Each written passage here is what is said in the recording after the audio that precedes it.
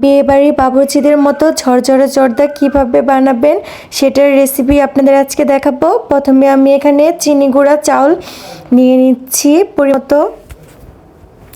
তারপর আমি এখানে পানি দিয়ে কিছুক্ষণ ভিজিয়ে রাখবো। তো এখন পানি দিয়ে কিছুক্ষণ ভিজিয়ে রাখলাম, দেন আমি 15 মিনিট ভিজিয়ে রাখবো। তারপর আমি একটা পাত্রে পানি নিয়ে নিয়েছি, পানির মধ্যে দিয়ে দিচ্ছি জর্দার কালার। তো আমি পানির মধ্যে জর্দার কালারটা দিয়ে ভালোভাবে নেড়ে চেড়ে নিব। দুইটা ধোয়া দিয়ে পোলাওর চালটা আমি ভালোভাবে ঝরঝরা করে রেখেছিলাম, সে চালটা এখন দিয়ে দিব।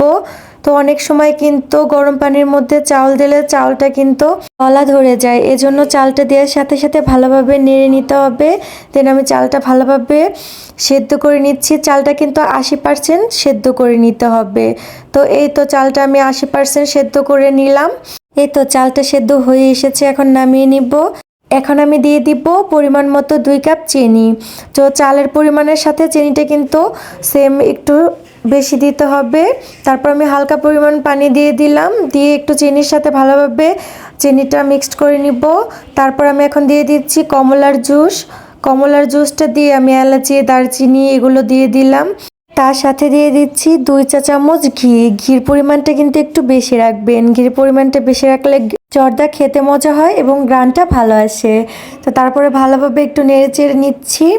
ভালোভাবে নেড়ে চেড়ে নেওয়ার পরে যখন এই শিরাটা হয়ে আসবে আমি দিয়ে দিব সেদ্ধ করে রাখা চাউলগুলো। তো আমি এখন দিয়ে দিলাম। তো এখন দিয়ে ভালোভাবে কিন্তু এটা শিরার সাথে মিক্সড করতে হবে। তো ভালোভাবে মিক্সড করে নেবেন চালের সাথে। এভাবে ঢাকনা দিয়ে ঢেকে 10 থেকে 12 মিনিট একদম হালকা দমে রেখে রাইসটাকে রান্না করে নিতে হবে। অর্ধে কিন্তু দমে রেখে রান্না করা হয়। এই তো এভাবে আমি 12 মিনিট দমে রেখে ঢাকনাটা খুলে নিলাম। এখন হালকা হাতে একটু নেড়ে চেড়ে নিব। দেখেন কি সুন্দর ঝরঝরা হয়েছে জর্দাটা। জর্দার মধ্যে মিষ্টি না দিলে কিন্তু জর্দাই হবে না। তো এই ছোট ছোট মিষ্টিগুলো এখন দিয়ে দিব জর্দার মধ্যে। দেখেন জর্দার লুকটা কি সুন্দর এসেছে। এভাবে জর্দা বানিয়ে খেয়ে দেখবেন, একদম বিয়েবাড়ির মতো স্বাদ পাবেন আমার এই রেসিপিতে জর্দা বানিয়ে খেলে।